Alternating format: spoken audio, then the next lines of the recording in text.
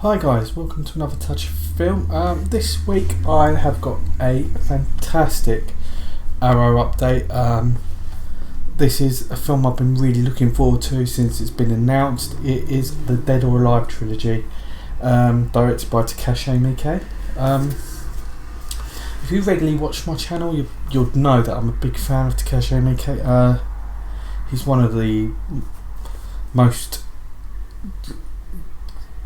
different directors you could probably find from Japan. He mixes high art with low art.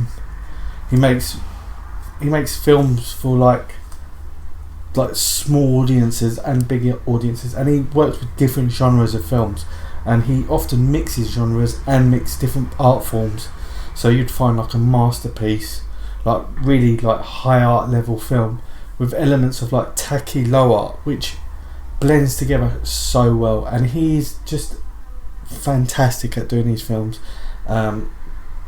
This is an earlier work of his, 3 films. The first one, Dead or Alive, the original, the first one, just to let you know that the Dead or Alive trilogy, they're not even linked together. The only thing that links them is the two actors in it, which is Riki Takashi and Shoakawa. Now, Shoakawa, most people might know if you're an Arrow video collector from the Black Triad trilogy. He was in Rainy Dog and Ley Lines. He was the main character in Rainy Dog.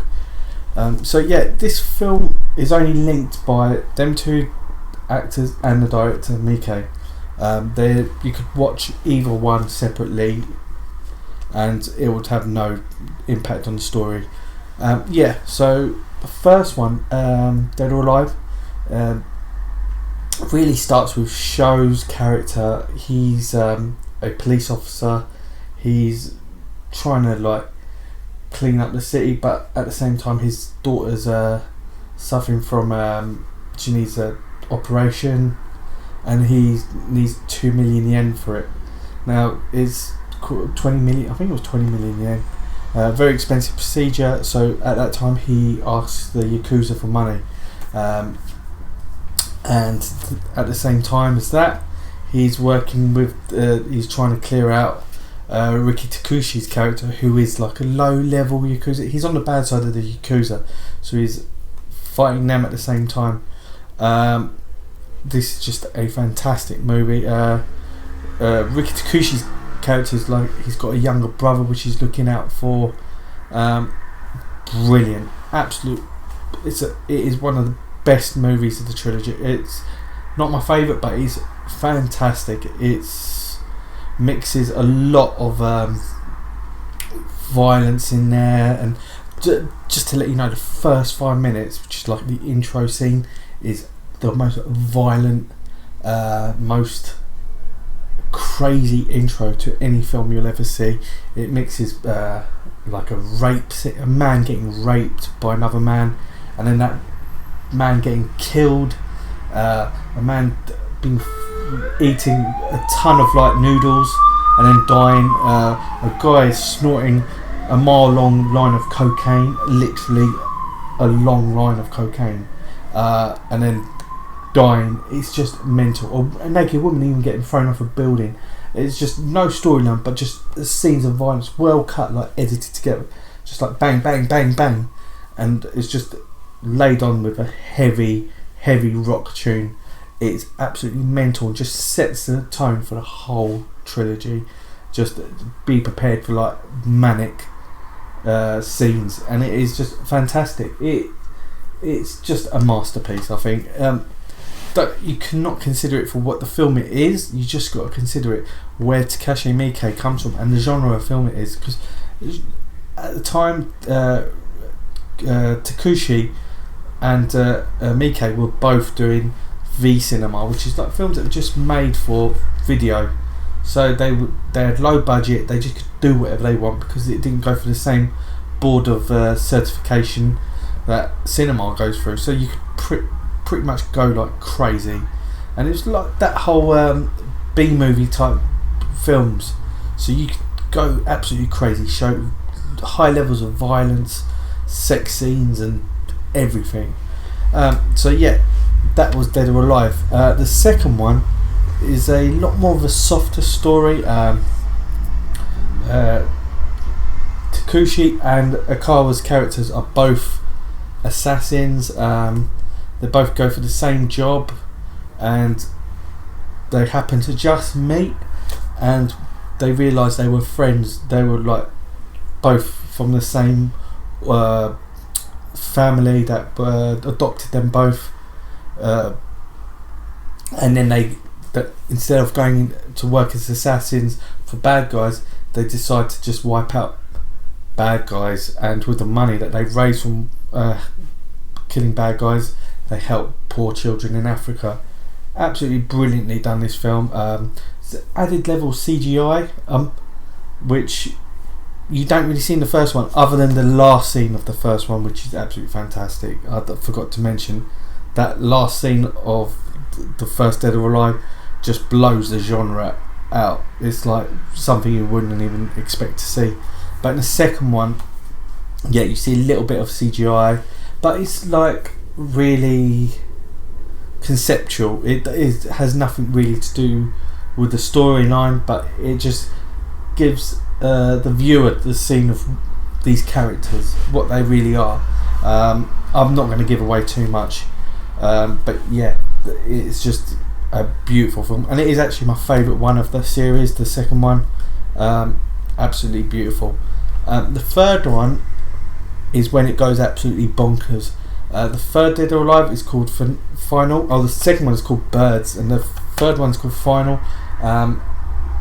Yeah, it's absolutely crazy. It's set in the future in a town run by a mayor who is gay, who outlaws heterosexual activity. He forces everyone to take drugs, which controls their sexuality, and they're only allowed to have sex to, procreate. It's a very wacky story. Takashi plays a police officer, an inspector, which works for the mayor, and Akawa is someone that is helping the resistance at the time. This film just goes absolutely crazy from one scene to the next. The finale's just the wackiest ending I've ever seen to any film. I don't want to spoil it for anyone. It is just bonkers. But like I said, these films, you have to expect the unexpected with these films, and they're just low art but enjoyable entertainment. They're not meant to be masterpieces, but they just ended up being cult classics, and they are classics. These are films that you have to own these if you're a fan of Asian cinema and Japanese cinema. It's one of those films that you could just turn on, like when you're with the guys, and they're just crazy films, and they're really enjoyable.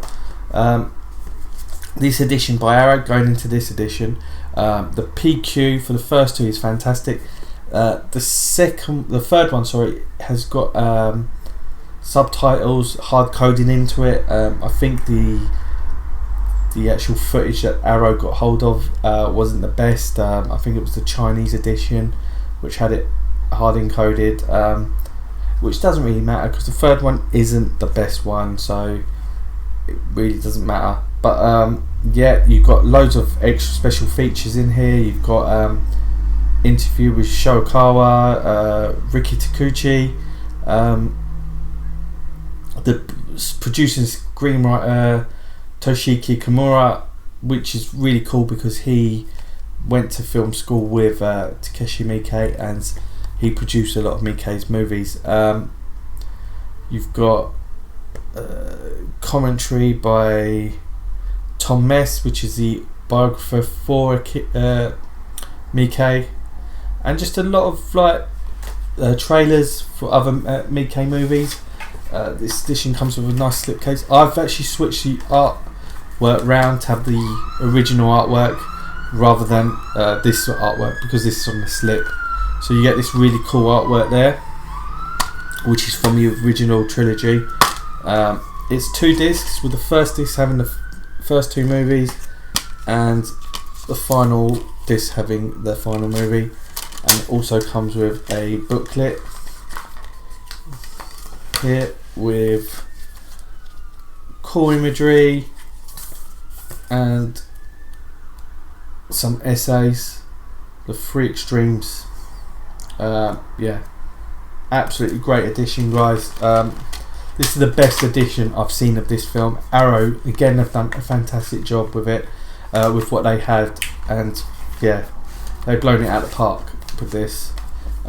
It's still really easily available, guys. I really highly recommend this if you're into Asian cinema and if you're definitely into Miike. See where Miike came from, like see what he was doing whilst he was doing films like Audition, because some of these came out whilst he was doing films like that we know, like Ichi the Killer and Audition. He was still working on these because he produces like 2 films a year. So yeah, really watch this, guys, and I highly recommend it. Yeah, guys, tell me what your favourite Miike film is. Comment below. Subscribe if you like my content. Like and add me on Facebook and Twitter, Instagram. All the links are below, and I'll see you next week, guys. Take care. See ya.